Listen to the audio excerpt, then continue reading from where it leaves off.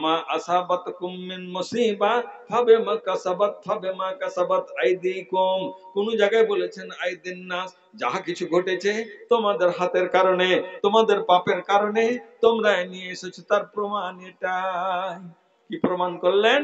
প্রমাণ এটাই যে যখনই এরকম হবে তখন দুর্ভিক্ষ আসবে, এমন অসুখ আসবে, এমন প্লেগ বেমারি আসবে, এমন করোনা আসবে যার ওষুধ খুঁজে পাবে না, এবং কেউ বলতে পারবে না, রেকর্ড নেই যে অসুখটা অমুককে হয়েছিল তখন অমুক বাদশা এরকম ওষুধ প্রয়োগ করেছিলেন 1300 বছর আগে, 1400 বছর আগে, 3000 বছর আগে, যে না কোনো নজির নেই।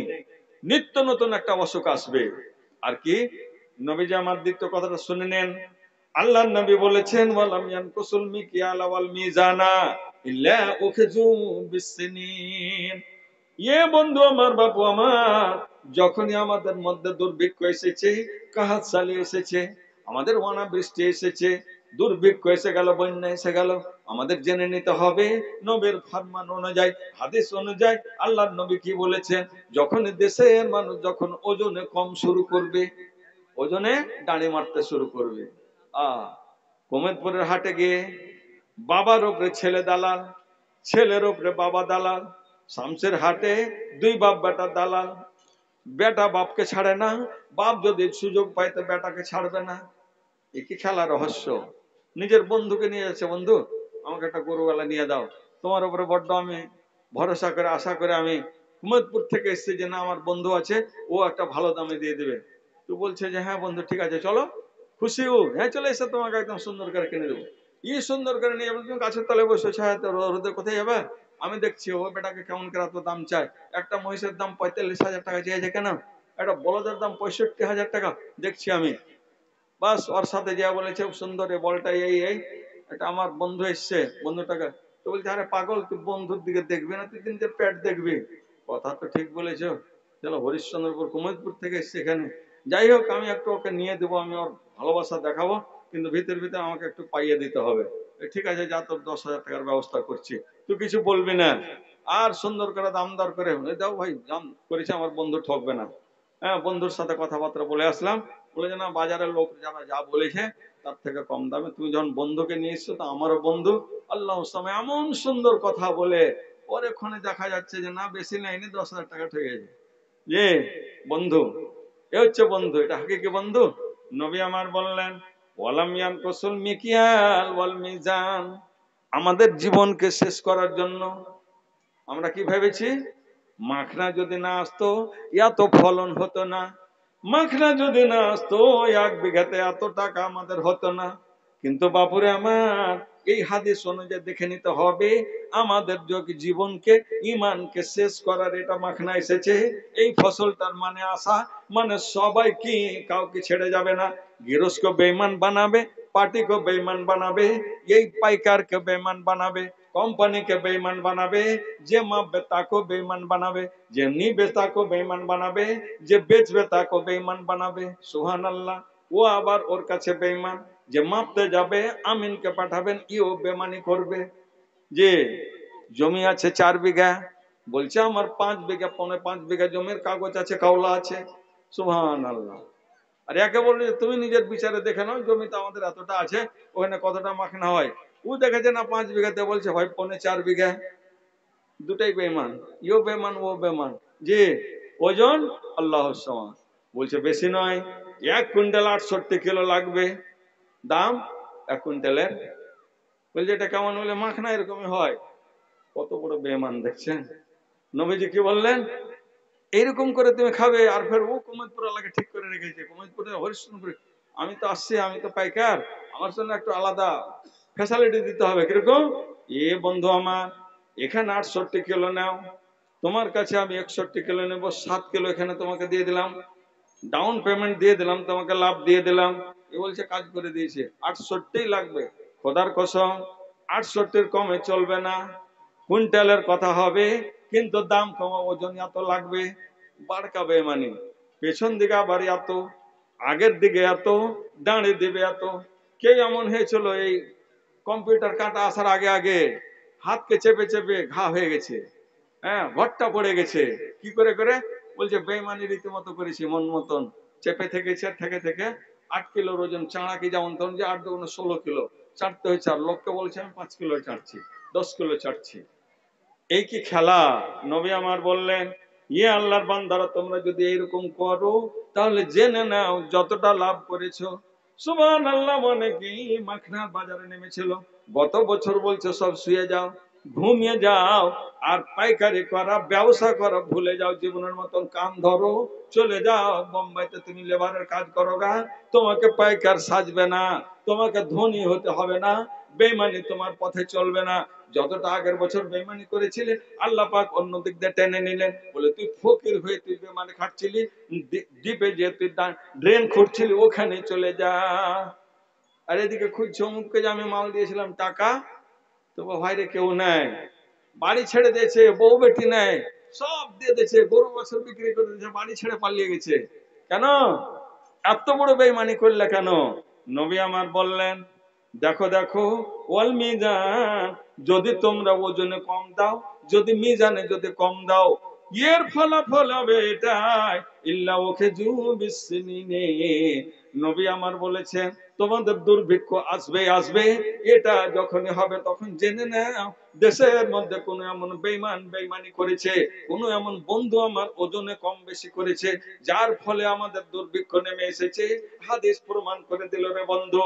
ওয়াসা, আরো কি বলেছে, আরো ওয়া সাদ্দিল মাউনা, আরো বলেছে কেমন হবে, তো বলছে যে মেহনত, কষ্ট, দুঃখ, বেদনা শেষ থাকবে না তোমার, একেবারে এমন করে দিবে যে তোমার সব কিছু ভরে যাবে।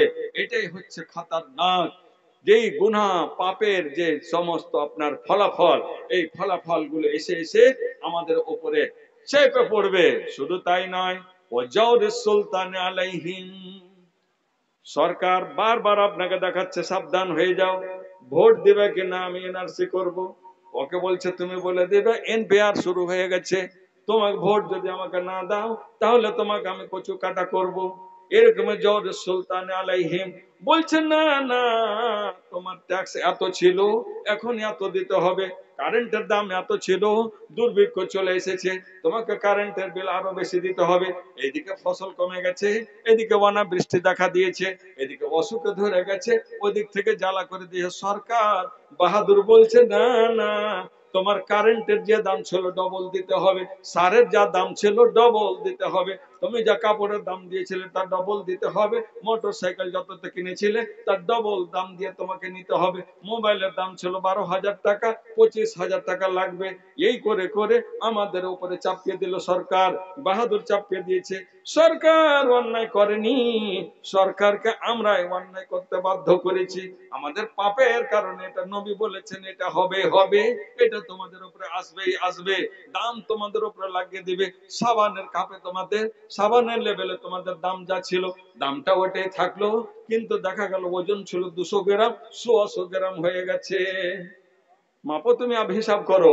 জি, আসুন, ওয়াজাউরিস সুলতান আলাইহিম ওয়ালাম ইয়ামনাউ যাকাত আমওয়ালিহিম, নবী আমার বলেছে মানুষ যখন যাকাত দেবে না, ওষুধ যখন বের করবে না, ওষুধ দিতে যখন ব্যথা পাবে, ওষুধ দিতে যখন দ্বিধাবোধ করবে, টাকা পয়সা, রমজান মাস এসেছে, লক্ষ লক্ষ টাকা আছে, ব্যাংক ব্যালেন্স আছে, গাড়ি বাড়ি আছে, ওর ব্যবসা বাণিজ্য চলছে, বলছে মৌলী সাহেব ব্যবসা খুব লম্বা, এতগুলো ব্যবসার এতগুলো মালের হিসাব করা সম্ভব নয়, এটা মোটের মাথায় কিছু দিয়ে দিছি, জেনে নেবেন এটা ভুল। মোটের মাথায় যেটি দিলেন এটি আপনার বেকার চলে গেল, জাকাত বলে এটি আসবে না, তন্ন তন্ন করে হিসাব করি আপনাকে লাগবে। দেখা গেল আপনি বেশি দিয়ে দিয়েছেন কিন্তু জাকাতে গণ্য হলো না। ওয়ালাম ইয়ামনাউ যাকাত যাকাত আমওয়ালিহিম ইল্লা মুনিউল কাতরা, রাব্বুল আলামিনের নবী বলেছেন মিনাস সামা, যখনই জাকাত বন্ধ করে দিবে লোক, জাকাত দিতে দ্বিধা করবে, মুসলমানেরা করবে। বন্ধুরে আমার, এতক্ষণ পর্যন্ত যা দেখলেন অমুসলিমের কোনো ভূমিকা নেই, আছে না, ওকে একটাই দিয়ে দিচ্ছে, তুমি না মানলে তোমাকে আমি কষ্টের জীবন দিব, ভোগ করছে। আর যত নিয়ে আসছে মুসলমানেরা, আবার যদি সোজা করে, কারা করবে? মুসলমানেরা। জানাজার নামাজ পড়বে মুসলমানেরা, ইস্তেসকার নামাজ পড়বে মুসলমানেরা, রাত দিন দোয়া করবে মুসলমানেরা, জি, কুনুতে নাজেলা পড়বে, ফজরের নামাজে ইমাম সাহেব আর মুক্তাদিরা সবাই আমিন আমিন বলবে। আহা সুবহানাল্লাহ, পড়েছেন, আমরা পড়েছি না? আল্লাহুস সামাদ। এমন এমন দিন যখন বৃষ্টি হয়ে গেল, তখন ইমাম সাহেবরা বাধ্য হয়েছে 5 ওয়াক্তেই পড়েছে। অথচ নবী সাহেব অবস্থা দেখে ফজরের নামাজে বেশি বেশি পড়েছেন।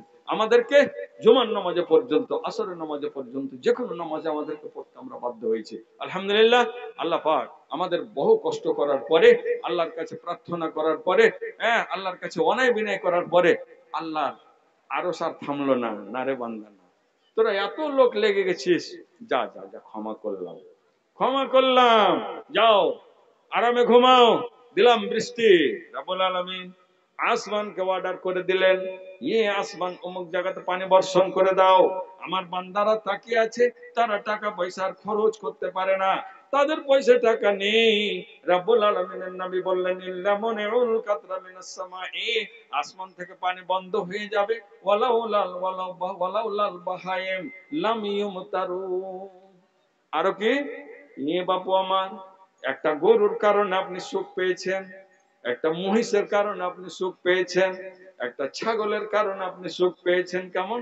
নবীজি বলেছেন, যদি গরু, চোপায়া জানোয়ার, চতুষ্পদ জানোয়ার জন্তু যদি না থাকতো, আল্লাহ বলছেন বৃষ্টি দেওয়া হতো না।